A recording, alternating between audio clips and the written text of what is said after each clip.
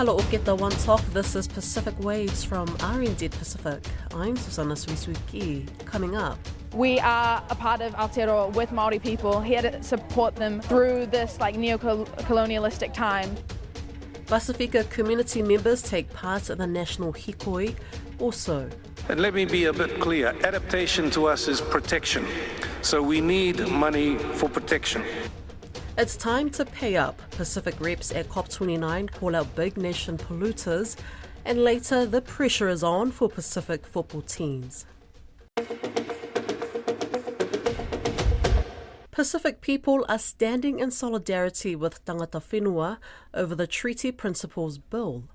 Thousands of protesters brought traffic to a standstill in Auckland on Wednesday morning as Hikoi mo te tiriti made its way over the harbour bridge. Tiana Haxton has more.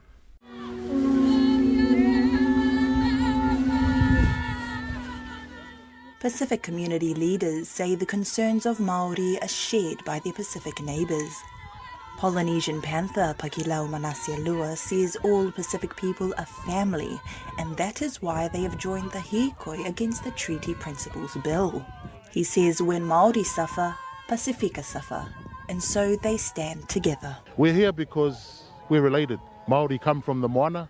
We are tangata moana. Here on Aotearoa, we are teina. We're the younger brother on Māori land, so we're here in solidarity with our Māori brothers and sisters. Our kaupapa is the same. When they suffer, Pasifika suffer. So we're here to stop the bill. What's the point of the bill? The Polynesian Panthers are a revolutionary movement who have been fighting injustice and discrimination against Māori and Pasifika people in Aotearoa for over 50 years. Pacific youth have also rallied to the hikoi. Vanuatu youth leader Brianna Murgatroyd says Māori are not standing alone. It's not just us and them. Having Pacifica people here showing that we are a part of Aotearoa with Māori people, here to support them through this neo-colonialistic time, show that te tiriti should be upheld, sovereignty was never ceded. These things need to be listened to and talked about more. And it's not just Māori trying to fight it on their own, we are one people. Pacific migrants who have made New Zealand their home say it is important to stand in solidarity with their Māori whānau. Former Tongan Member of Parliament Anahila Kanongata'a says there are strong relationships between the indigenous people of Tonga and Aotearoa, and it is important to honour these bonds. We are here as migrants from Tonga living in Aotearoa. So we are here to represent our generations from now as our first generation of migrants and our future generations to be here in this land, and to tell the government to hands off the treaty, hands off the principle of the Treaty of Waitangi. We are here to support and for our future generation is living here in Aotearoa. Shante Truong George, who is of Vanuatu, Chinese and Vietnamese descent, says we need to be aware of the concerns of tangata whenua. She says Māori are not fighting alone. I think it's really important for Pacific Islanders and tangata tiriti to come out and support. Yeah, we're really privileged to live in such a great country, and I think it's easy to gloss over some of the things that are not talked about so much. So to come out here and really support and show that it's not just Māori people out here fighting, it's also everyone else who wants to support the cause. The hikoi mo te tiriti convoy is growing as groups from across Aotearoa make their way towards Wellington in protest of the Treaty Principles Bill.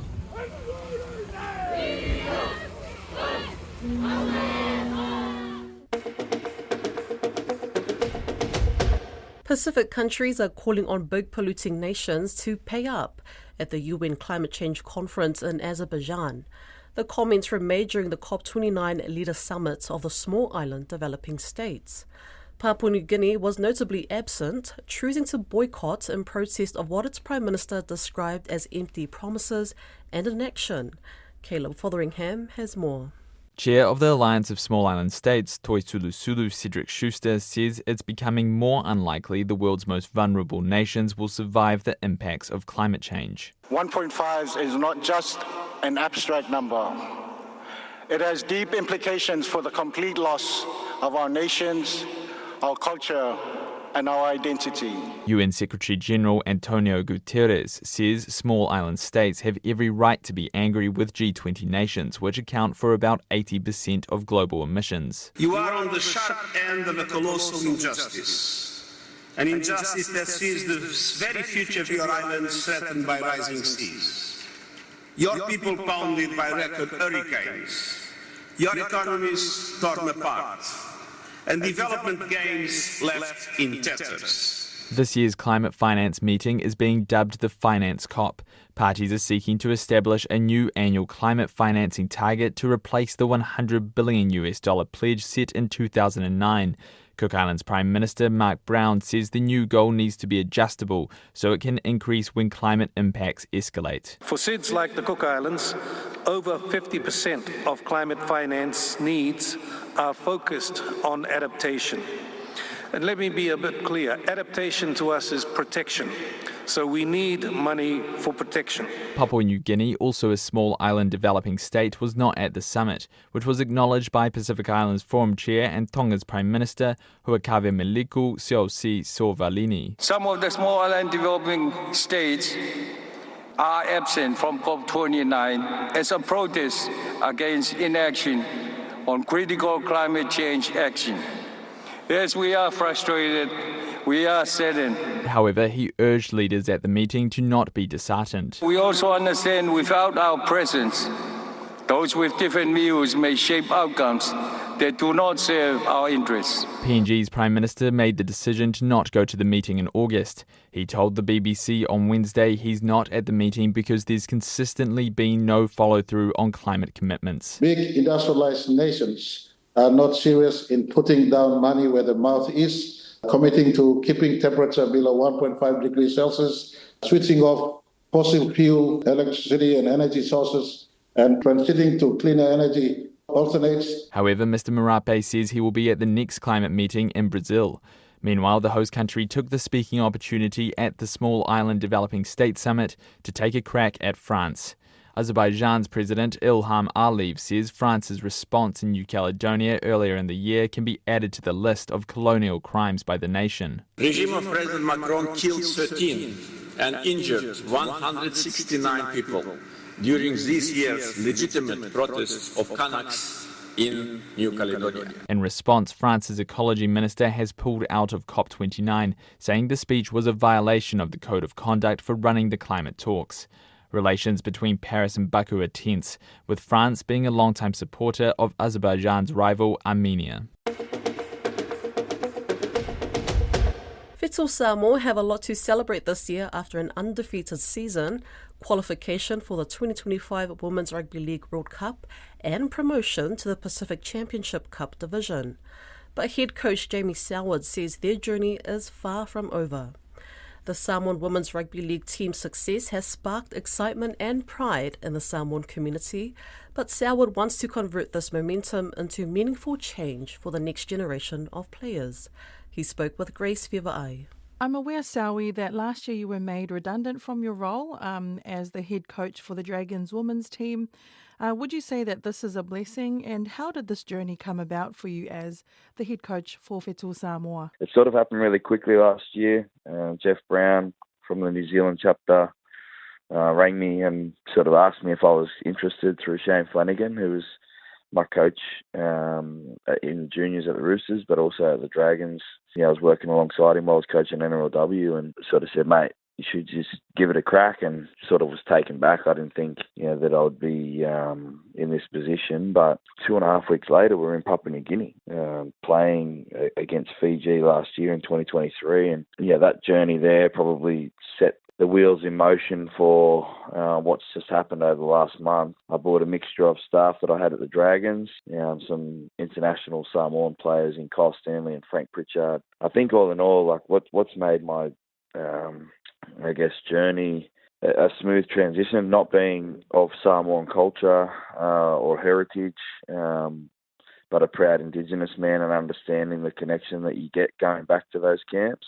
Fetu Samoa have won 4 games, and as the head coach, how did you feel the emotion around that stuff hasn't really sunk in yet. And I said to the girls yesterday, it won't sink in until next week. 2008 was the last World Cup appearance for Fetu Samoa. It was their last test win as a nation, and in the space of 2 years, we've been able to get this program back up to, I think, in the top 3 countries in the world in terms of rugby league. I didn't even cry when I won a grand final as a player, and I found myself overcome with emotion and pride and happiness and joy for the girls and for the country of Samoa. And I wanted our staff's families to be there to enjoy the moment, because so often families sacrifice time away. Now, we've seen the likes of Taumalolo, Fifita, and also the Samoan boys, from Biza to Luai, Crichton and Leniil, who made the switch to play for Tonga and Samoa. Do you think that this is, the ripple effect where we're going to see changes in the new generation of rugby league players? When Jason and Andrew Fifita and those guys went across, they went across with a vision of trying to win, and they got to a semi-final in a World Cup. When I approached Niall, it's not my program. I'm not Samoan. I am going there next year with my family to go over there and experience some cultural stuff ahead of Pac Champs. But it was a partnership with Niall and now Netta and those older girls about can we write our own page in the history books. You mentioned earlier that your team is quite young, and as the head coach, what will you do to grow the sport for other Samoan females, wanting to come through? For everyone listening out there in the Pacific, we've only just started. The next crop coming through already, the Queensland chapter, New South Wales chapter, New Zealand chapter already ringing me, telling me we've got 16, 17-year-old girls who are going to be eligible for the World Cup. So whilst we're very proud of what we've just achieved, we understand that we've got to get those girls into the system about what it's going to take to play for Samoa. And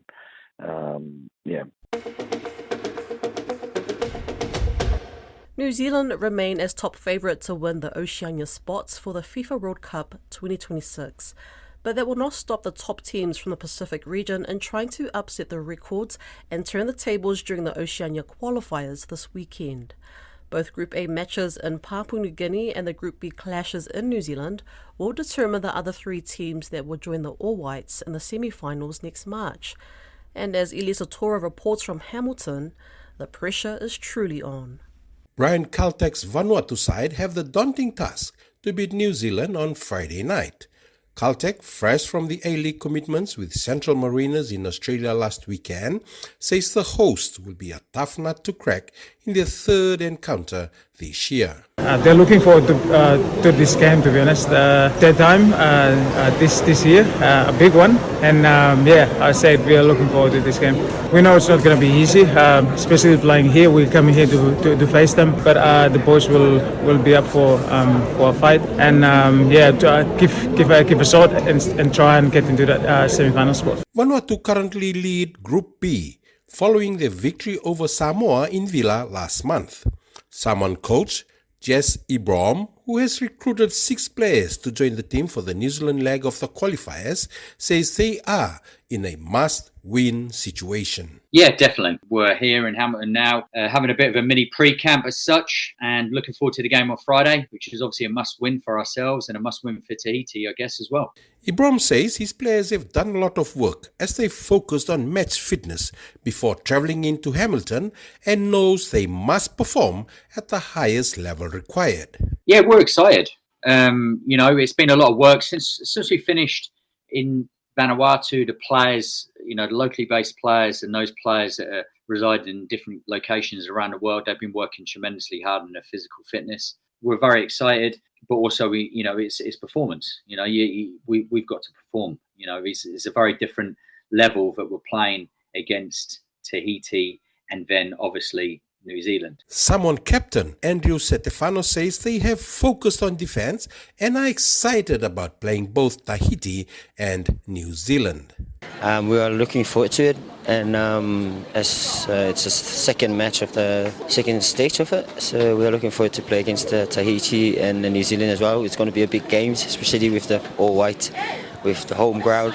We are looking at our lines of defence as we get 4 goals from the Vanuatu, so we've been working on it, of trying to sort it out, so make sure it's not going to happen again. Meanwhile, in Port Moresby, the battle for the top 2 spots in Group A is between the hosts Papua New Guinea, the Solomon Islands, Fiji and New Caledonia. Oceania winner gets direct qualification for the World Cup, while the runner-up gets another chance through a playoff system.